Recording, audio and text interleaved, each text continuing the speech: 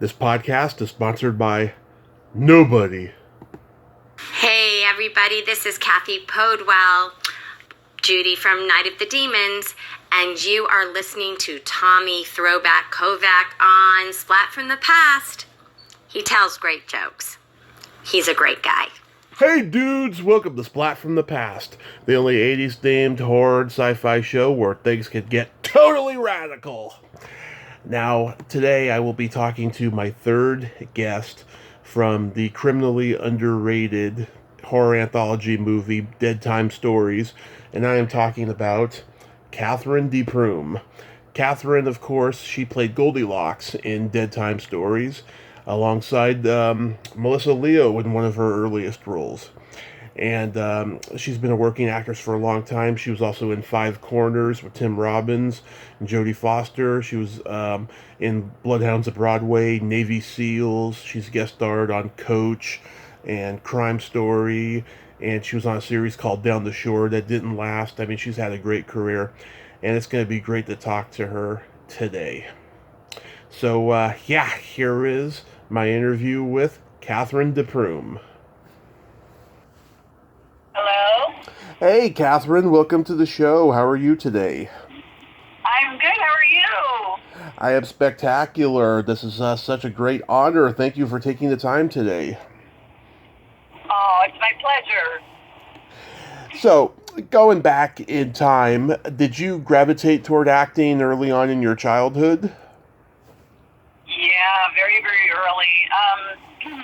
Let's see.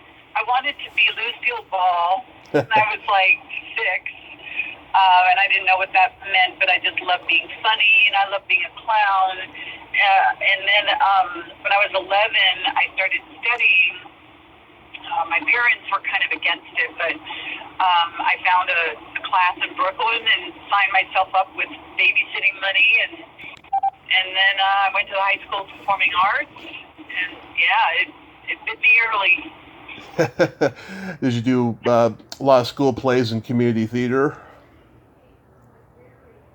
Yeah, I did some community stuff, yeah. There was actually an improv company, an onstage improv company in my neighborhood in Park Slope, Brooklyn, and I joined that when I was a teenager, like 14, actually pretty young.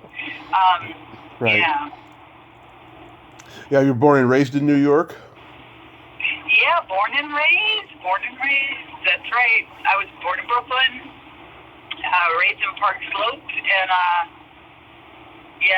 I'm a New Yorker in my heart.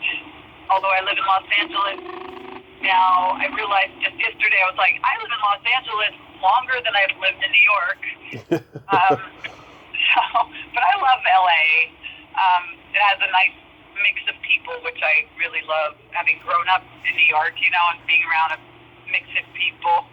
That means a lot to me. Oh yeah, love LA. I miss going out there a couple times a year. I was gonna do it, I was gonna do it by the end of the year, but it looks like I'm gonna have to wait longer with all the craziness going on. Oh, I know. Where do you live? Redding, California. Oh, wow. That's where there were a lot of fires up there, right? Oh, it's still going, yeah. Oh, God. Horrible. Yeah, well, we're very blessed. We don't have any that come into our neighborhood, but we can see the smoke, and it's really scary. Oh, man. What are we going to do about our planet? This is so sad. I know. I think if we at least plant a tree, just everybody plant a tree, it'll actually cool the planet. Seriously, because shade cools the planet. Do you know that neighborhoods that have less trees, and it tends to be lower income neighborhoods, have less trees, they're hotter. They're literally hotter than neighborhoods with trees. Oh, I did not know that.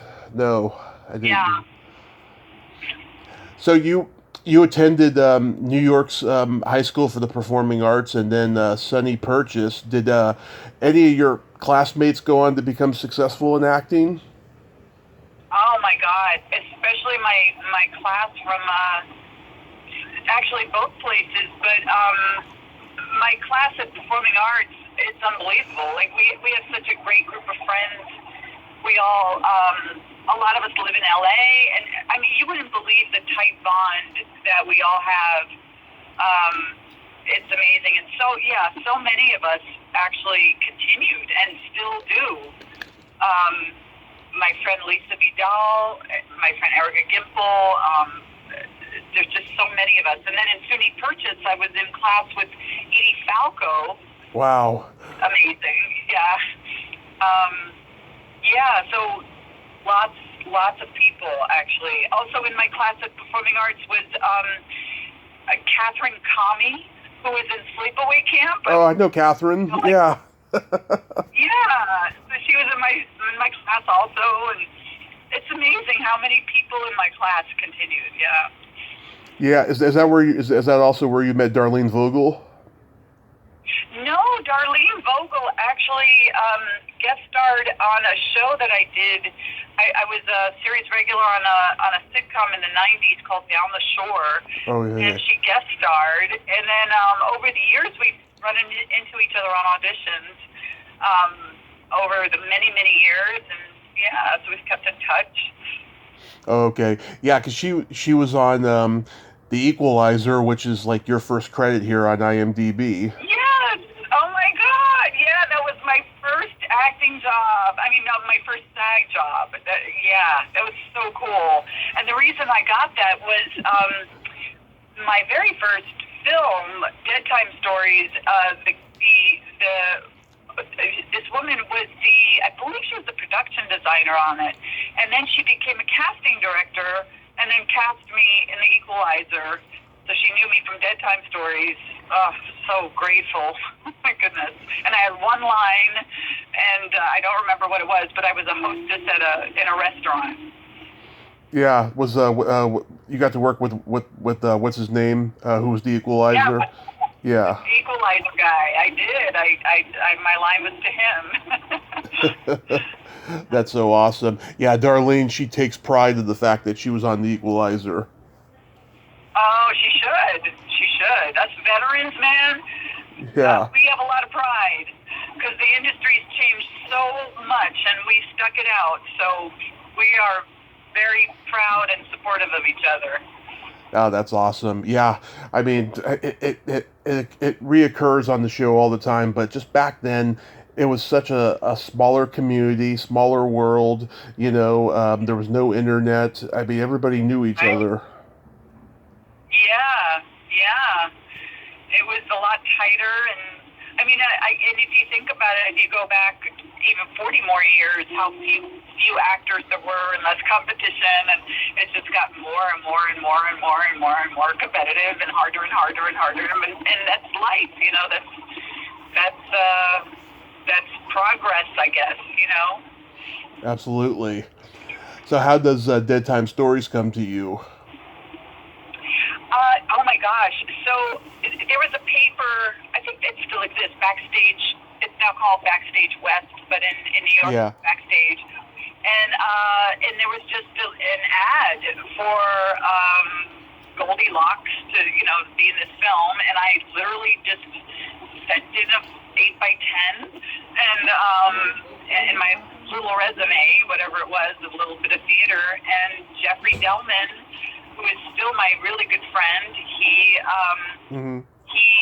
picked me out, and what was so crazy is I submitted it, and then weeks later there was another ad looking for me, and it said, "Would this person, please send it again?" I guess he lost my picture. I don't even remember, but I saved the ad. I still have it. Yeah.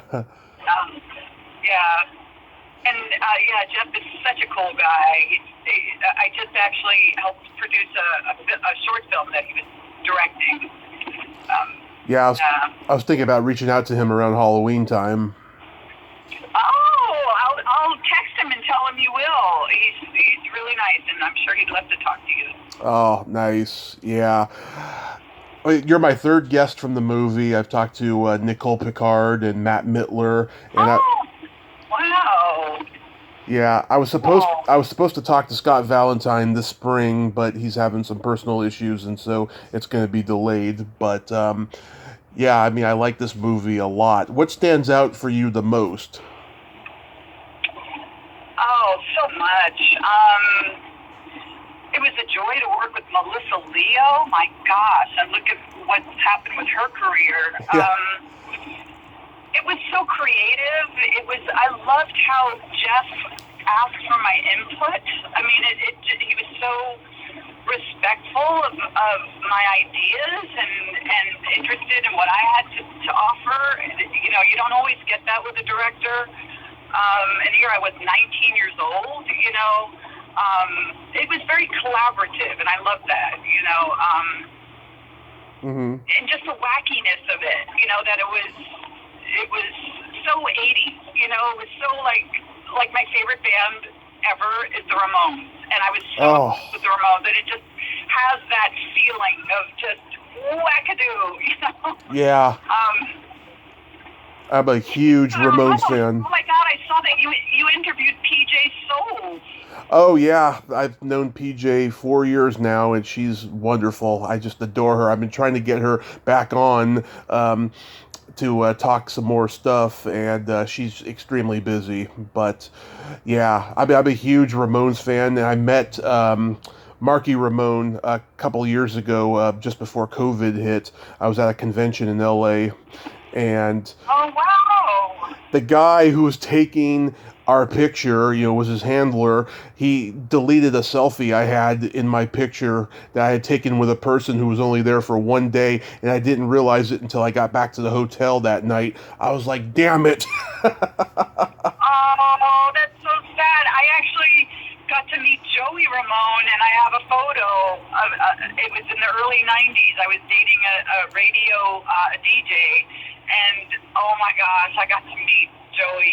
It was amazing, so exciting. When I was 14, I used to sneak into clubs from the back entrance because I was underage. I would go by myself and just go and sneak in and dance like crazy. Oh my God, I just adore the Ramones. What are your favorite Ramone songs? Say that again. My GPS just talked. What are your favorite Ramone songs? Let's see. We're a Happy Family. Totally related. Yeah. It's one of my very favorite. So many. Let's see. Of course, Sheena is a punk rocker. Yep. I mean, 24 hours to go. I Want to Be Sedated. Yeah. Oh my God. Yeah. All these lyrics are coming to my mind, not the titles. Yeah. Like, you know, Jackie is a post, Judy is a run, Dale with the Berlin join the ice capade. Yeah. Oh my God. So much joy in music. Yeah, mine is I Just Want to Have Something to Do Tonight. Oh yeah, that's great too. That was like one of the early grunge songs, I think. I think it planted the seed of grunge. Yeah, right. I mean, yeah, that was a little grungy, right? Yeah. Back when I was seeing them in like these clubs in Brooklyn, they were just like a Brooklyn. Well, they were from Queens, but they weren't known yet really, and they had this. They would be on stage. They'd have these cretins on stage. Oh my God, I used to love drawing cretins. I have so many doodles of cretins when I was a teenager. Yeah. I love their artwork. Oh my God, the art. I don't know who actually did the artwork, but those crazy cretin cartoons on all the album covers and inserts. So cool. I wanted to go see them at Lollapalooza, the last tour they were on, and I unfortunately didn't get to do it. I was so devastated. You know, everyone kept telling me they're going to come back, and like they never did. Oh wow! Oh my God, it's so sad. Yeah, it was really sad.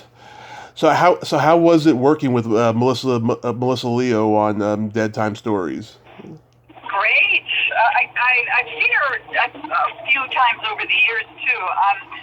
And she's just the same, you know, just very interesting, very down to earth, a real person. She's just awesome, so talented, and doesn't have to be anything that she's not, and I adore her for that. Yeah. I thought you were so beautiful as Goldilocks. I'm sure you'd make a beautiful Alice in Wonderland, too. Oh, thank you. You see how my hair looked? Yeah. Well, when I saw Rock and Roll High School, Mm-hmm. I was like, wait a minute, somebody stole my identity. I was like, they should have hired me for that part. Because I had hair that was long and blonde, and I used to wear rainbow socks and rainbow scarves, and I was like so jealous of PJ Soul. But anyway, she had the glory. And I actually, over the years, when I worked on Crossing Jordan, I found out that the director I was working with, Alan Arkish, oh no, he wasn't directing. He was the producer. Right. He directed Rock and Roll High School. Yes, he did. He did. So I continue to be friends with him. Yeah. Yeah, he's on my bucket list too. I hope to get an interview with him in the future. Oh yeah. He's awesome. How did you feel about being naked in the movie? I felt mixed, Yeah. as any woman does, because you want to be known for your intellect and your creativity and your artistry, and I abhorred teenage sex comedies, and at that time that was most of the auditions I went out on, and I just thought they were pieces of shit. It's like, I never booked them because I hated them so much. Mm-hmm. But I guess because I trusted Jeff, and they just really wanted and thought that it was going to really get them attention, and I'm sure it has. Over the years, it seems to be the thing that is on the internet or whatever. Yeah. I mean, on one side, I feel proud of my body, and I'm happy to celebrate it, and I'm grateful. And on the other hand, I'm like, we didn't have to do that, but anyway. So those are my feelings. Yeah. Well, I think you looked great. Thank you. I did, and I do.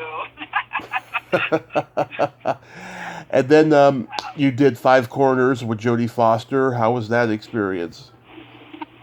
Oh my gosh, that was a dream come true. I just love doing period pieces. To me, it's like going into another world, because you're going into another time. I just adored working with Elizabeth Berridge, who had just come off of Amadeus. Right. And just there was such an excitement on set, and John Turturro was this celebrated theater actor, and I was so blown away by his work, and my God, John Patrick Shanley was such a celebrated playwright, and Tim Robbins. I mean, and then afterwards, I couldn't believe how all these people who worked on that movie just really had such amazing careers. It was just a gift, an amazing gift. Yeah. Tony Bill directed. A mutual friend tried to get him on here, but it hasn't happened yet. I love that movie he made, My Bodyguard. Yes. Oh my God. I haven't been in touch with him. Were you able to get in touch with him? I'd like to connect with him. No. Oh, he's probably cutting. Yeah, a stuntman. A stuntman I interviewed knew him. Yeah. I need to reach out. I don't keep in touch with people as much as I really need to be. You're such a sweetheart. So wonderful to work with. Do you remember doing Crime Story? Of course, I remember everything. Yeah, Crime Story was awesome. Oh my God, what an amazing experience that was. So I was really struggling at that time. Yeah. And I'm a Buddhist. I chant. I've been doing it for like over 30 years, and I was chanting for like to have an acting breakthrough. And then I realized I need to stop just chanting about myself, and I started chanting for other people and really to open up my life and care about other people. And then as I shifted that in myself, there was this one day I was about to start a coat-checking job, and I was leaving my apartment, and I heard the phone ring, and this is before cell phones, and I thought I should answer that. I just had this feeling, and I opened the door, and it was my agent, and she said, "You just booked Crime Story. You got to get on a plane. It leaves in 3 hours." Yeah. And I was like, "What do you mean? I didn't even audition." And she said, "Well, they had you on tape from something else. The actress they had fell out, and can you get on a plane?" And I was like, "Oh my God." It was such a whirlwind. So I got on a plane, I went, and I got to work with Elias Koteas. Mm-hmm. Oh, yeah, he's great. Such a great actor. Oh my goodness. His ex-wife is a good friend of mine, Jennifer Rubin. Oh yeah. Oh my gosh. Yeah. I didn't know her, but I remember her name, and I was, auditioning. We were like in the similar circle. Right. Of acting and stuff. Yeah, she's a character. Did you work with Andrew Dice Clay in that episode? No. Oh my God, he was in that episode? Well, he was on Crime Story in general at that time. Wow, I didn't even realize that. No, I definitely didn't work with him. I worked with the main guy, I forget his name. Dennis Farina? Yes. Dennis Farina. Yeah, who's no longer with us. He was a great actor. Oh, wow, I didn't realize that. Yeah. You were in Bloodhounds of Broadway with a star-studded cast. How was that one? That was awesome, too. That was another period piece, which was so fun. And I worked with Isai Morales, who I went to high school with. And I still know. And that was really cool, and it was a surprise. We just came on set, and he's like, "Hey, Cathryn." So that was really fun. I played a flapper girl or something like that. I can't even remember. Yeah. But I think Madonna was in that movie.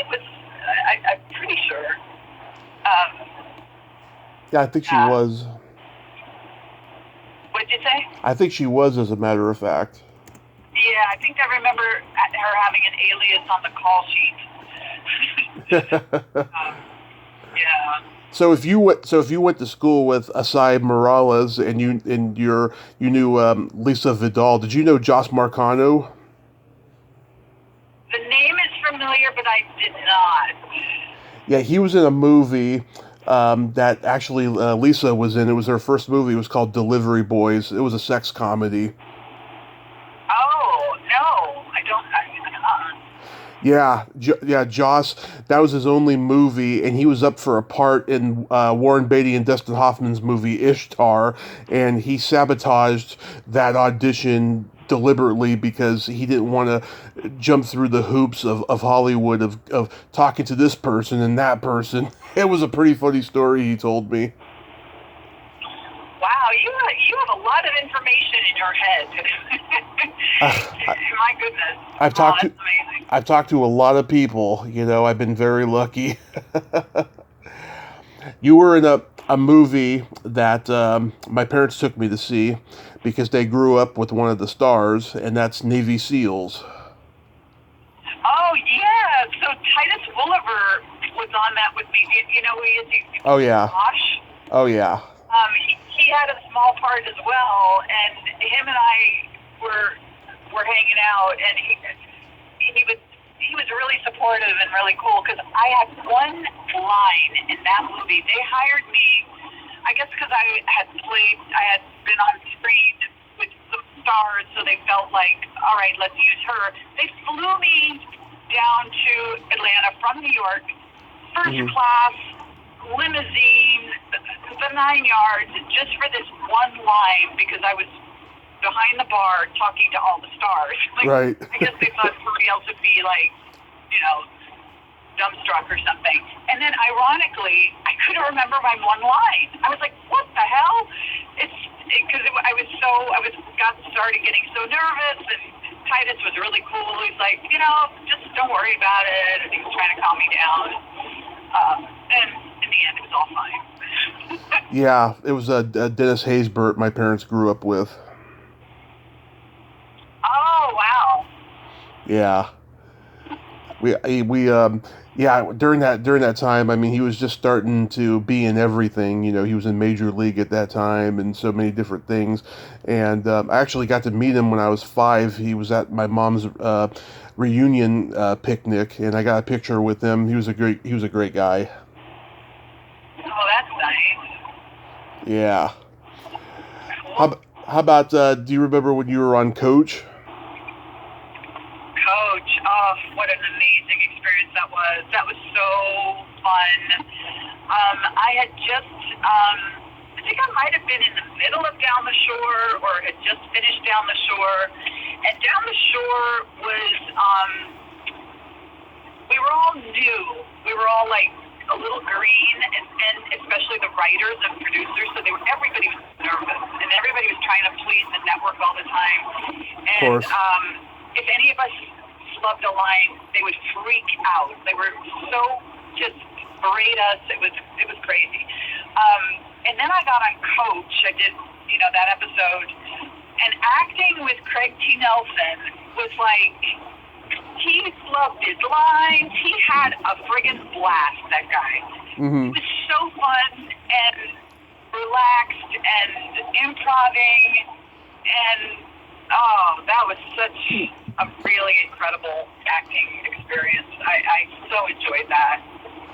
Yeah, they tried to reboot it about 5 years ago on NBC, and for whatever reason, it didn't happen. Oh, I remember that. Yeah, was it supposed to be with the sun or something? I have no idea, but I just remember they were talking about it for a while, and then it just didn't go,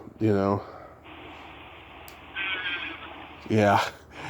You got to be in a dramatic movie that Goldie Hawn made called Criss Cross. Yeah, that was really cool too. We shot that in Key West, and it was like this funky, another period piece. I love doing period pieces. That was during the 60s, and yeah, it was really fun. We spent a whole month down there. Got a lot of flea bites. They had a lot of fleas. I remember the flea bites because I stayed in a place. They wanted us to stay in this, generic hotel, and I was like, there's got to be somewhere we can rent that's just a house or something. And so I stayed at this guest house, but there were cats. So I got all these flea bites. But anyway, the acting experience was really fun. I had played a lot of these kind of kooky girls, like in Five Corners, and that one. Druggy. I guess I had a deep voice, more scratchy voice at the time, so it's like I was up all night doing drugs or something. Yeah. So, that was really fun. And the actress I worked with, her name is Nada Despotovich. I don't know what she's up to now, but she's so fun. And it was really cool meeting Goldie Hawn and her talented daughter. Oh my goodness, her kids were on the set. And at that time, she was really young. Yeah. And really nice, real sweetheart. Yeah, I remember kind of being scared of this movie when I was a kid because it was just so gripping, just how the drug world was. Yeah, it was gripping, and the drug world is gripping, so, yeah. And that poor kid, the story, the poor kid, and then I don't know if that boy ever continued acting or not, but they found him locally down there, and he wasn't an actor. Really? Yeah, he was so talented, so good in that film. Wow. Yeah, it's funny, certain movies, they put people in them that aren't even actors, that were like, local and stuff, that were just, they had a presence about them and stuff. I wonder if that ever happens nowadays, because the movie business has become so damn corporate now, there's no telling what happens.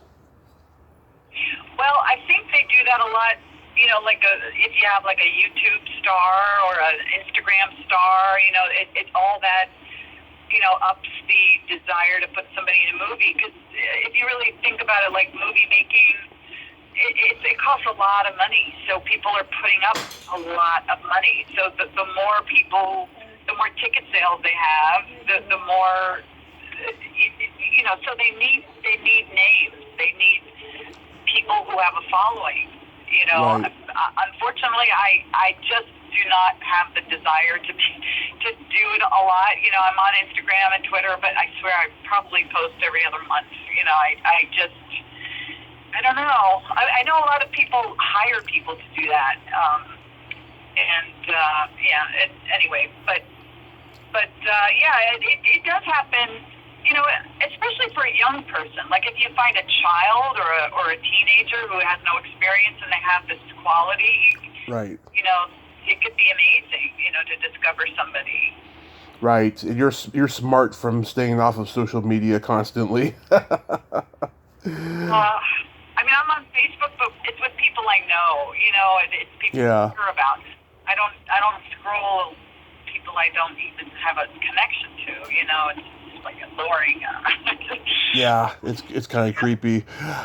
How was the Down the Shore experience? Down the Shore was so cool. Down the Shore. So it was really exciting because my husband's calling on the other line. I'm going to get rid of.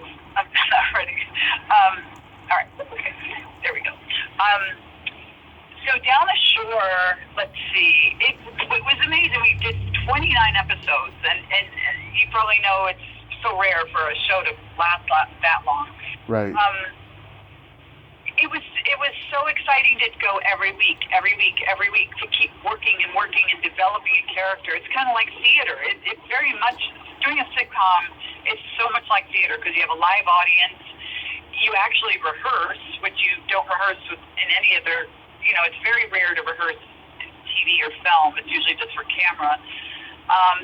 So I love that we got to develop the characters, and Donna got a little deeper the character I played as we went along. It was fun, and I just love doing comedy with an audience, and hearing the feedback, and it's like riding a wave. It feels like surfing.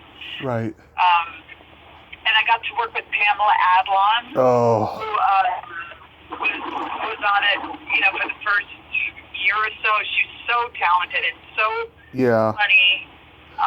Yeah. And my gosh, look at her now with that amazing show. Yeah, I know what you're talking about. Yeah, she can. Better things. Oh my goodness. Such a full of heart, personal, funny, unique show, and she's the friggin' badass, creative. She runs the thing. It's hers. I'm so proud of her and so inspired by her. She can make a wisecrack like nobody's business. She's so funny with that voice. Yeah. She's the voice of the sun on King of the Hill. That's right. Oh my God, you know your stuff. I do. Why do you think Down the Shore didn't get picked up after a while? Do you think it was a time slot issue? I don't know. I don't remember too much the temperature at the time. What other things were on. I don't know. I think I don't remember. I know Melrose Place was on at the same time. Right. Do you know one of the writers who wrote most of the episodes that were centered on my character was Phil Rosenthal, who Everybody Loves Raymond. Right. That's pretty exciting. But why it didn't continue, I don't know. Probably ratings. It's always about ratings and money. That unfortunately becomes the bottom line unless you're doing theater or something. It's it's all about advertisers. It's funny. It's about advertisers, and then it's really about pharmaceuticals because they're the biggest advertisers. So it's like we all have to please their asterisk. That's true. It's kind of weird, but well, luckily we have Netflix now and HBO and all these things that don't have to follow what advertisers want. But yeah, that's what we were dealing with back then. And I, to be quite honest, I was a little tired of playing a ditzy blonde. Yeah. It was fun and an adventure, and and then we'd have to. Oh my God, we'd have like the network would say things like, "All right, they want more skin, more skin." And Yeah. what the fuck? I mean, come on. It's just so depressing. You work so hard your whole friggin' life, studying and learning so much and spending so much effort, and it's just more skin. Yeah. But whatever. It's about money. It's fucking crazy. We had nice skin back then. We had good skin, so people needed to see it. Yeah. So do you have anything upcoming that you've worked on, before COVID or just recently? Actually, I do. I have. It's a short film, but it's an amazing short film. I just got through my agent and auditioning. It's called 2020. Like the year 2020, and it's about a mother and daughter quarantining together during COVID. And I play this eccentric, kind of older than what I usually play, a woman who has this weird house stuck in the past, and is like trying to get along with her daughter. So it's like this, and it's I'm really proud of this film. And we're going to try to get into some festivals and stuff. So that's coming up, and we shot that in the middle of COVID. It was like they flew me up to Sonoma, and I was wearing a goggles and a N95 mask and gloves, and we got tested and everything. And yeah, I'm excited about that coming out. Did it feel weird at all, just, for the fact that that this pandemic is going on, and yet, you're working and you have to take these safety precautions? No, not weird. I mean, it was just part of what we had to do. And just, I wouldn't say weird. It's just part of it. Just part of it. And sorry, my GPS is talking. It's depressing. It sucks. What are we going to do? But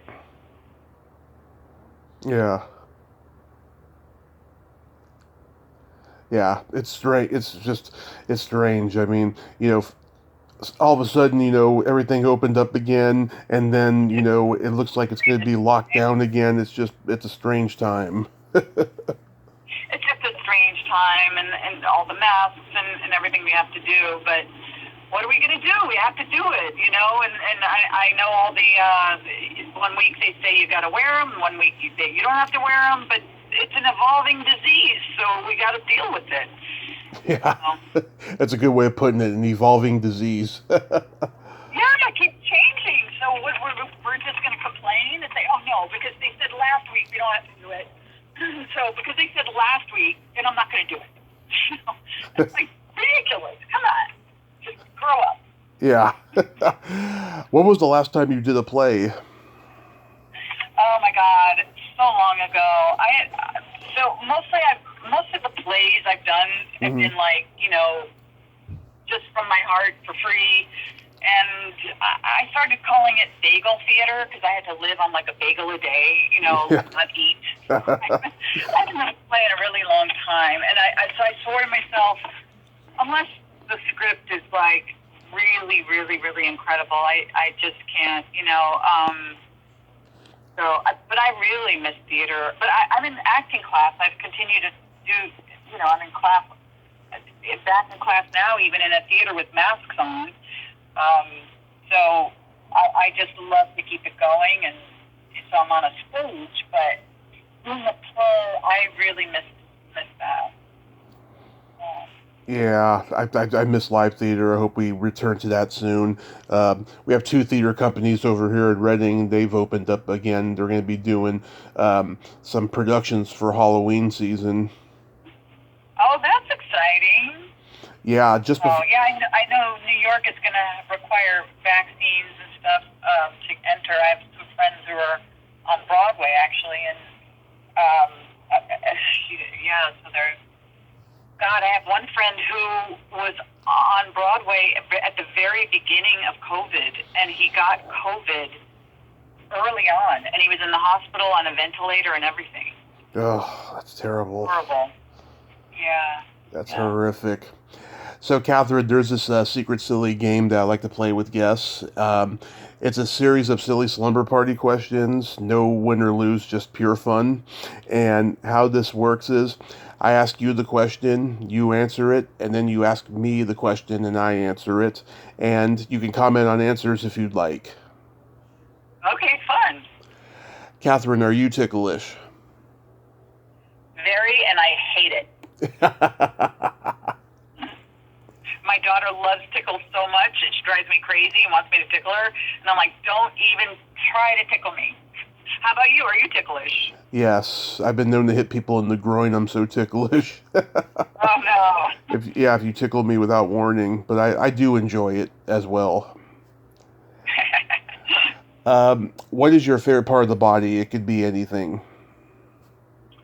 Favorite part of the body?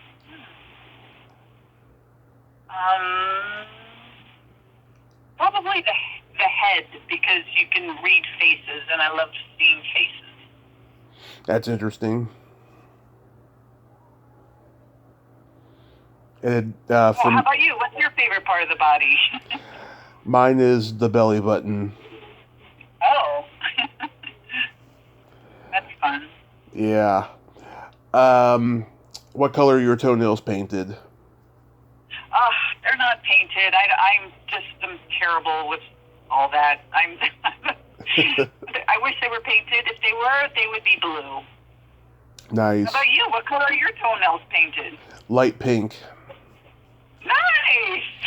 Yes, I just did them for the first time in 2 years. I just thought, what the hell? I thought, the world was opening up again, so I just did them. Oh, that's great. What would you say is your best personality trait? That I don't give up. I never give up. Same here. Ooh. Same here. I'm persistent. For me, it's my empathy and my no filter. Ah, that's awesome. I have a balance of that. Yeah. And then my favorite question, is there a stinky smell that just makes you gag? Oh my gosh. Let me think. It makes me gag. Yeah, like if you threw meat away in the it's probably like in the garbage and you forgot about it and there's probably maggots. Oh, that is the worst. Yeah. How about you? Is there a really stinky smell that you could gag? It's either farts or feet, the classics. Oh my God, you would not believe my daughter's feet. You would not believe my daughter's feet. She's a tennis player and has the stinkiest feet. I can imagine, yeah. I tell this people have told me this, if you have kids, you really understand, what farts and stinky feet are. I love fart jokes. Oh, I do too. I crack up every time I see one in a movie, and I just love them, but the smell is not too good. Yeah, because I come from a stand-up comedy background. I tell jokes all the time. Especially on the podcast. Oh. Oh yeah. You know the difference between a golf ball and a G-spot? No. A man rather spend 20 minutes looking for a golf ball. That makes sense. Yeah. What do you call a boy that doesn't masturbate? I don't know. A liar. Of course. Jokes have truth in them, don't they? Sure, of course. That's what makes them funny. Exactly. Well, Cathryn, I thank you so much for coming on today. It sounds like you were driving the whole time. Yeah, I'm driving our bunnies to the vet all the way in Orange County. You have to have specific kind of vet for bunnies. You can't just go to any old vet. And yeah, I had a long drive, and I'm here now. And yeah, we got 2 bunnies over here. Oh, that's so cute. Are they white? One is a brown Holland Lock bunny. Mm. The other one is like a white peach color. She with like bluish eyes. Right. Real pretty. We adopted them both from shelters. You never get a bunny from a breeder. That is so horrible because there's so many rabbits that are being discarded all the time. It's horrible. Yeah. You can't even believe. Especially after Easter. People give baby bunnies as a gift and to their kids on Easter, and then they just like put them out in the park. And bunnies, unless they're wild bunnies, they'll be just coyote food. That's it, you know? Yeah. Also, their hair, then. Their hair? Hare. Oh, yeah, but they can't survive out there. If they're domestic bunnies, they won't survive. They're just, yeah. Well, you better take care of those two. And again, thank you so much for coming on. And I hope you get that audition you were telling me about the other day. Thank you so much. Crossing my fingers. Thank you. Great talking to you. You too. Stay safe. All right, you too. Take care. Bye. Bye-bye. Well, there you have it. Cathryn de Prume. Ain't she a sweetheart? Oh, one of New York's finest, huh? Great lady. I enjoyed her a lot. Well, until next time, this is Tommy Throwback Kovac saying there's no shame in living in the past because the present sucks. Later, dudes.